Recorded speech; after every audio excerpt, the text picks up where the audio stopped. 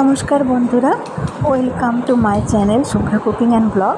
আজকে আমি একটা বিয়েবাড়ির খাওয়া দাওয়া শেয়ার করব। একজন তামিল ভদ্রলোক, বয়সে একটু বড়ই হন আমাদের থেকে, তার ছেলের বিয়ে ছিল।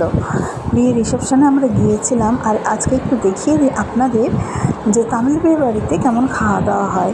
কলাপাতায় খেতে দেওয়া হয়, হাতে জল নিয়ে কলাপাতাটা ধুয়ে নিলাম। তারপরে প্রথমে ছিল কয়েকটা মিষ্টি, আর তারপরে পনিরের পকোড়া, ফুলকপির পকোড়া, একটা মটরশুঁটি, বেগুন, টমেটো দিয়ে ঝাল ঝাল তরকারি ছিল। আর যেটা আমার খুব পছন্দের, হয়তো অনেকের পছন্দ হয় না, কিন্তু আমার যেহেতু একটু টক ঝাল স্বাদ ভালো লাগে, তাই সেটা ভালোই লাগছিলো। আর দেখুন এখানে দিয়ে দিল একটা হচ্ছে সবজির পুর ভরা কিন্তু গোল পরোটা, আর তার সাথে এরকম একটা গ্রেভি। এই গ্রেভিটা কিন্তু পনিরের ছিল, সাথে ছিল রায়তা, আর ঠিক কলাপাতার মাঝখানে ছিল গোটা শুকনো লঙ্কা ছোটো ছোটো গোল গোল, আর বাদাম, নারকেল কোড়া দিয়ে গাজর মিহি করে কুচিয়ে ভাজা, যেটাকে ওরা কোরিয়াল বলে। আর সাম্বার দিল, ওই যে ছোটো গ্লাসটা, এই ছোটো গ্লাসটা আমি ভাবলাম কে দেবে, ওখানে দিল সাম্বার। আর দেখুন একটা ধোসা দিয়ে গেছে এখানে। তো পকোড়াগুলো খেতে বেশ ভালো লাগছিলো। এখানে কিন্তু বেশিরভাগ বাড়িতেই নিরামিষ হয়, কিন্তু নিরামিষ হলেও ছোটো ছোটো করে এতগুলো আইটেম থাকে না, খেতে ভালো লাগে।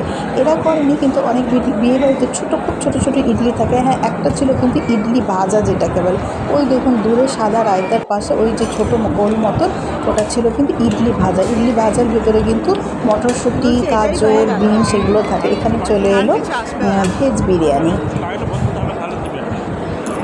তো আমাদের যেহেতু এই ধরনের খাওয়াগুলো ভালো লাগে, বেশ ভালো লাগছিলো। আর দেখুন ওই ভদ্রলোক অনেকক্ষণ থেকে ড্রোন নিয়ে উনি ভিডিও করে যাচ্ছেন, যে বিয়ের উপরে যখন রিসেপশন হচ্ছিলো সেখানে উনি ভিডিও করছিলেন।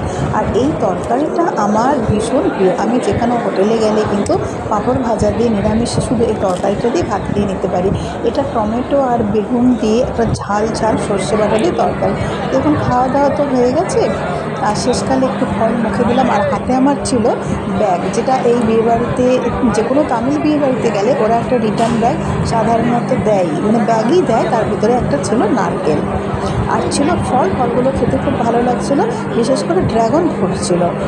তো আমি ওখানে দাঁড়িয়ে দাঁড়িয়ে ছেলের পাশে ফলগুলো খাচ্ছিলাম, আমার খুব ভালো লাগছিলো। আর বর ডাক দিল, যেহেতু বেশ রাত হয়ে যাচ্ছে, বেরিয়ে যেতে হবে, রাস্তাটা অন্ধকার শুনশান হয়ে যাওয়ার আগে ফিরে যেতে হবে।